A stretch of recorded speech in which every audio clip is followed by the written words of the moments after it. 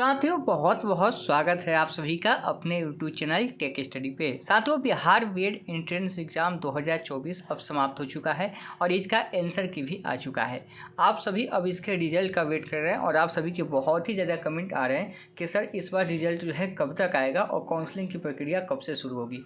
और भी कई सवाल आपके मन में हैं कि इस बार पासिंग मार्क्स क्या होने वाली है, कम नंबर वालों को कॉलेज मिलेगा कि नहीं मिलेगा। तो इन सारे सवालों का जवाब हम आपको इस वीडियो के माध्यम से देने वाले हैं, तो वीडियो को आप लास्ट तक जरूर देखिए। वीडियो शुरू करने से पहले मैं आपसे एक छोटा सा रिक्वेस्ट करना चाहूँगा कि आप अभी तक इस चैनल पर नए हैं तो आप इस चैनल को सब्सक्राइब कर ले और बेल आइकन को दबा दें ताकि ऐसे ही लेटेस्ट वीडियो मिलता रहे। चलिए शुरू करते हैं।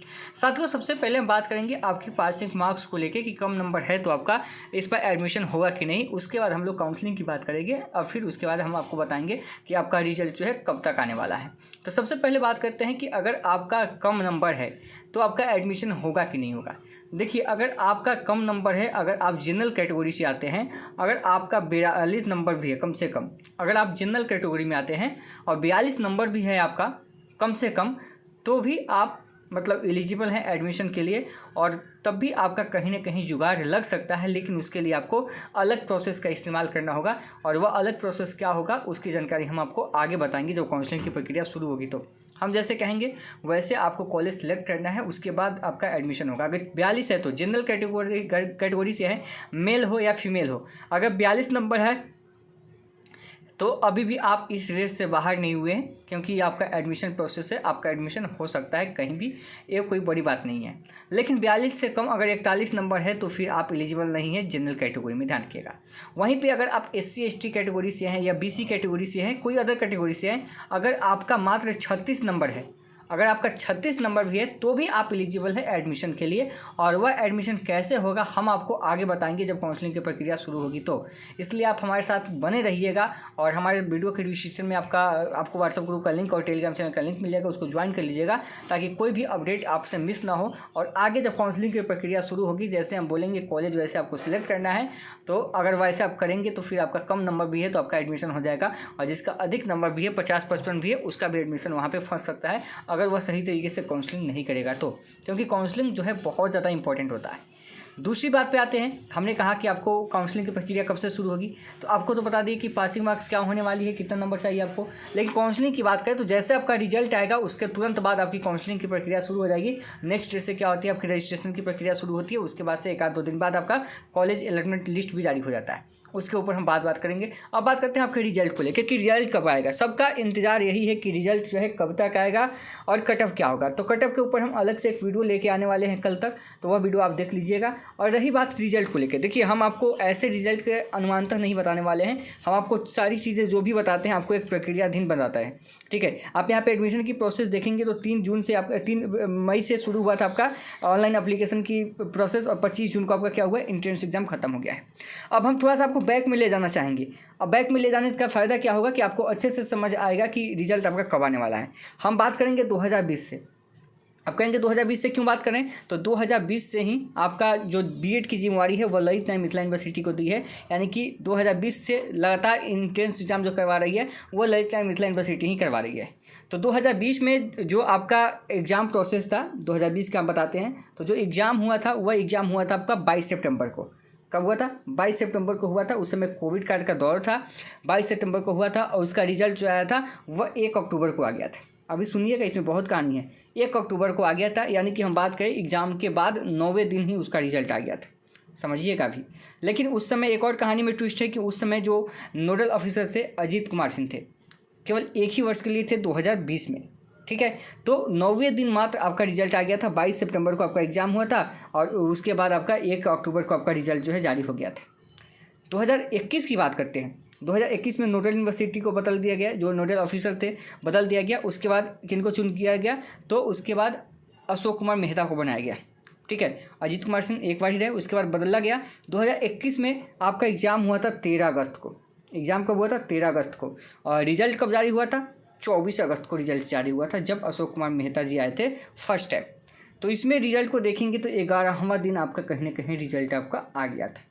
ध्यान दीजिएगा, नोट कीजिएगा। पहले में 2020 में 9वें दिन में आया था, दूसरे 2021 में बात करें तो 11वें दिन में आ गया था आपका एग्ज़ाम के बाद से। उसके बाद हम बात करते हैं 2022 का। जब 2022 में एग्ज़ाम हुआ तो उस समय भी अशोक कुमार मेहता ही थे, ठीक है, चेंज नहीं होते। वही एग्ज़ाम जो हुआ था आपका 6 जुलाई को हुआ था, 2022 वाला एग्ज़ाम जो आपका 6 जुलाई को हुआ था और इसका रिजल्ट जो है 19 जुलाई के आ गया था। यानी कि इसमें थोड़ा सा 1-2 दिन विलम्ब हुआ, यानी कि कहें तो 13वें दिन आपका रिजल्ट आया था। यानी कि एग्ज़ाम जब आपका ख़त्म हो गया उससे 13वें दिन बाद आया था आपका रिजल्ट। यानी कि हम बात कर रहे हैं किसका, 2022 का। तो 13वें दिन बाद यानी कि 19 जुलाई को आपका रिजल्ट आया था, 6 जुलाई को आपका एग्ज़ाम हुआ था। उसके बाद बात करते हैं 2023 का, जो पिछली बार हुआ था। तो 2023 में जो आपका एग्ज़ाम हुआ था वो 8 अप्रैल को हुआ था। कब हुआ था, 8 अप्रैल को हुआ था। और इसका रिजल्ट जो आया था वह 20 अप्रैल को आया था। यानी कहीं ना कहीं देखेंगे तो आपका रिजल्ट जो है 12वें दिन भी इसके में, मतलब 2023 में 12वें दिन में आ गया। यानी कि आप समझे क्या ऐसे कि 2020 में जब अजीत कुमार थे तो मात्र 9 दिन में आपका रिजल्ट आया था। उसके बाद अशोक कुमार मेहता बने 2021 से, तो 21 में 11वें दिन आ गया था आपका, ठीक है। उसके बाद 22 की बात करें तो आपका 13वें दिन में आ गया था, और 2023 की बात करें तो 12वें दिन में आ गया था। इसमें तीनों में जो थे नोडल ऑफिसर कौन थे, अशोक कुमार मेहता थे, और इस बार भी अशोक कुमार मेहता ही हैं। तो आप यहाँ पे एक अनुमान आप खुद लगा सकते हैं कि 11, 13 और 12, यानी कि जो इतिहास रहा है अशोक कुमार मेहता के कार्यकाल का जो रिजल्ट देने का, वह 11 दिन, 13 दिन और 12 दिन में, एग्जाम के बाद 11 दिन, 13 दिन, 12वें दिन, यानी कि आप एवरेज अगर मानेंगे तो 11-12 दिन आप मान सकते हैं, या बहुत फास्ट भी चला तो कम से कम 10 दिन तो आपका लगता है एग्ज़ाम के बाद। तो आपका एग्ज़ाम हुआ है 25 जून को, 25 जून को आपका एग्ज़ाम हुआ है, और 25 जून से जुड़ेंगे तो 5 जून, आप 5 दिन और आपका इस मंथ में है, तो मतलब 5 दिन इधर हो गया। उसके बाद अगर 11 दिन, 6 जून, अगर हम 11 दिन लेके चलते हैं तो 6 जून तक आपका होता है। अगर एक्स्ट्रा एक दिन लेते हैं तो 7 जुलाई तक होता है, माफ़ कीजिएगा, 6 जुलाई हो गया या 7 जुलाई। तो अगर हम 11वें दिन बात करें, 11वां दिन बात करें तो आपका कब पूरता है, 11वां दिन आपका 6 जुलाई को खुल रहा है। तो उम्मीद है कि 6 जुलाई तक आ जाए, या 10वें दिन आ जाए, 5 जुलाई को रिजल्ट आ जाए, या लेटेस्ट अगर बात करें सबसे हाईएस्ट जो समय लगा है 13 दिन लगा है इनके कार्यकाल में। तो 13 दिन जो लगा है वो 8 जुलाई पूर रहा है, यानी कि 8 जुलाई आपका 13वां दिन है। इससे पहले पहले आपका रिजल्ट आपके पास आ जाएगा, ये चीज़ ध्यान रखिएगा, ठीक है। 8 जुलाई 13वां दिन है, तो आपका 10 से लेकर 13 के बीच में आपका रिजल्ट जो है आपको देखने को मिल सकता है। वह 10वां दिन हो, 11वां दिन हो, 12वां दिन हो, ये आपको देखने को मिल सकता है। तो जो आपका रिजल्ट आएगा वह 6 जुलाई, 7 जुलाई, 8 जुलाई के बीच में ही आपको कभी न कभी देखने को मिल जाएगा। अगर बहुत फास्ट प्रोसेस हुआ तो वही 6 या 7 जुलाई को आपको रिजल्ट जो आपके पास देखने को मिल जाएगा। तो आप सभी जो इंतजार कर रहे थे रिजल्ट को लेके कि रिजल्ट कब आएगा, अब आप सभी के डाउट जो है वह पूरी तरीके से खत्म हो चुके होंगे। देखिए, हम जो कुछ भी बात करते हैं हम डाटा के आधार पर ही बात करते हैं, हम विदाउट डाटा कुछ भी बात नहीं करते हैं, ध्यान रखिएगा। हम लोग जो भी काम करते हैं वो डाटा के आधार पर ही काम करते हैं।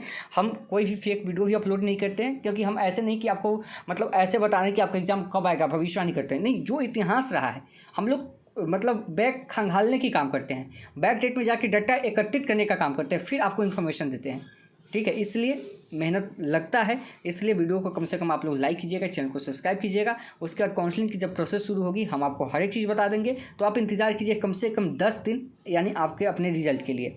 तो 25 से 10 आपका 5 जून या 6 जुलाई तक होता है।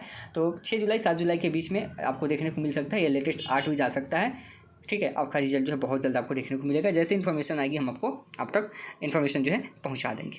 तो वीडियो देखने के लिए बहुत बहुत धन्यवाद, और वीडियो को लाइक कीजिएगा, चैनल को सब्सक्राइब कीजिएगा, और वीडियो के डिस्क्रिप्शन में व्हाट्सएप ग्रुप और टेलीग्राम चैनल का लिंक है, उसे भी ज्वाइन कर दीजिएगा। मिलते हैं नेक्स्ट वीडियो में, धन्यवाद।